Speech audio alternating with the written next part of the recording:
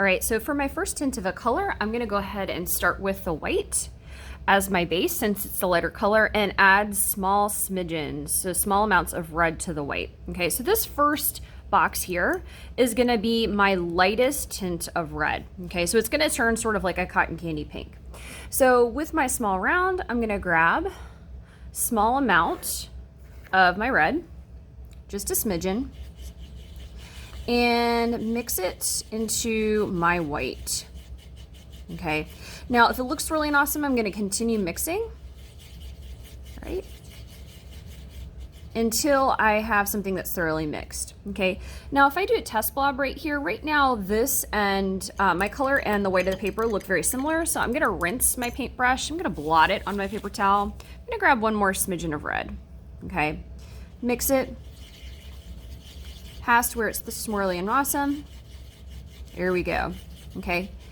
And it's starting to turn kind of that lightest tint of red, which is cotton candy pink, okay? So right now on my paper, that looks different enough to me to apply, okay? The goal with this is to make these incrementally darker, okay? So I'm gonna go ahead and pick up my flat and hold my paintbrush by the grippy and apply it.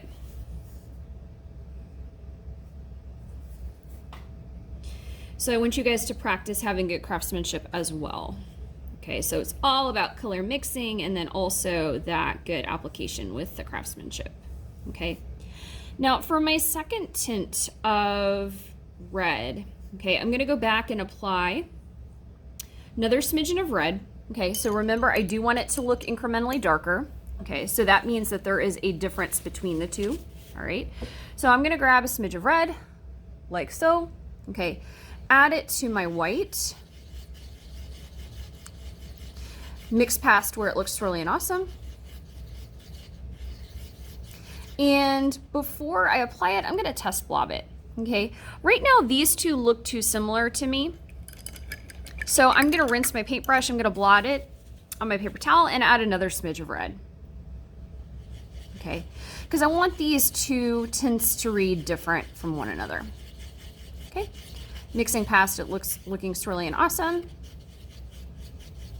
All right, this is looking good, okay?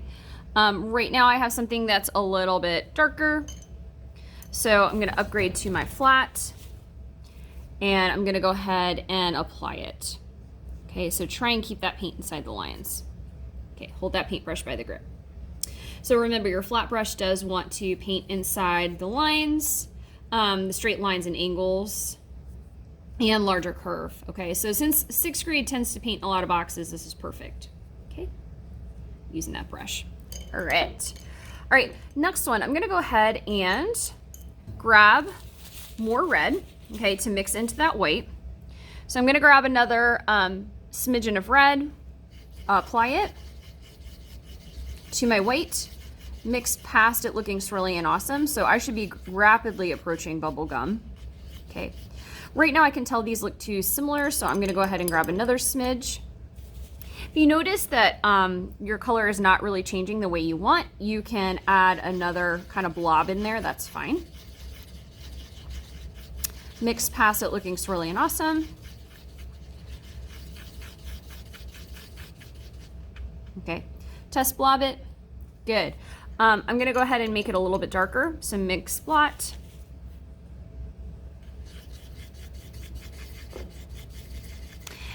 And I am rapidly approaching my bubblegum pink. Cool, okay. So at this point in time, this is looking darker, good. Okay, so I'm gonna go ahead and apply it. Like so, using that flat. Okay, now toward the end, I'm gonna go ahead and go all in.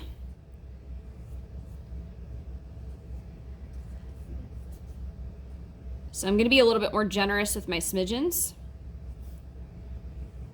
Here we go. That's looking like the perfect Home Depot paint sample so far. I love it. Okay.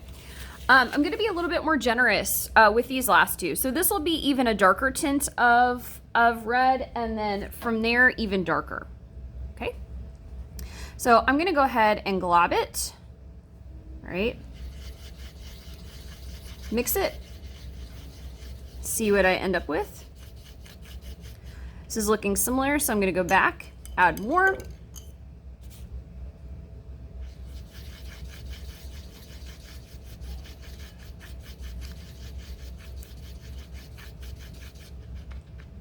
And the goal with starting with the lighter color as the base and adding the darker one to it, I'm going to add another smidge as well, is for you as the artist to learn how to control the color you're mixing, okay? And so by starting with the lighter color as the base and grabbing small amounts of the darker color, you're able to kind of control that a little bit better, right? If you were to start with a darker color and add white to it, you'd be here forever, okay? So right now I'm mixing a color. This is starting to look a little bit deeper, so it's starting to head into that bubblegum pink. Past bubblegum, starting to head into watermelon. Let's test blob it. It's looking good to me. I'll apply it. Okay. And then for the final one, I am going to do all in, okay, with the red. So a couple of different globs, mix it up and apply it. I'll show you what it can look like. Okay. Here we go. Cool. All right. Next one, let's glob it. Okay. So when I glob it, instead of doing a smidge, what I'm going to do is I'm going to dip like most of my paintbrush. See how I have something like that? Most of that in here. And let's mix it and see what we got. Now this last tint of red is going to be it should be very close to red itself. Go back and add in more. And again, make sure you're mixing past it looking swirly and awesome. Sometimes it takes a little while. Good. Okay. Right now, I think I want it even darker than that. I'm gonna grab my flat and actually see what we got here. Let's add a whole lot, see what we've got.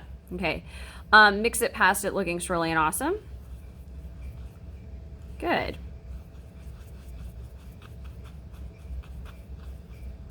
And in just a couple moments, I'll be ready to apply. Nice. Okay, so you can see how that last one is incrementally darker.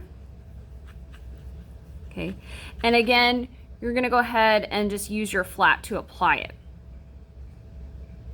Okay, so hold that paintbrush by the grippy. I just kind of globbed it outside the lines there. Sorry about that. Here we go. Nice. Okay. But right now, here's what I have. I have 5 tints of red. It looks incrementally darker. Okay, each one looks significantly darker than the one before it. And my craftsmanship is pretty decent overall. It's not the best craftsmanship, but make sure you use that flat brush in order to keep that paint inside the lines, hold the paintbrush by the grippy. Okay, so before you're done with your chart, just make sure each of these look significantly different from the one before it and that your paint is inside the line.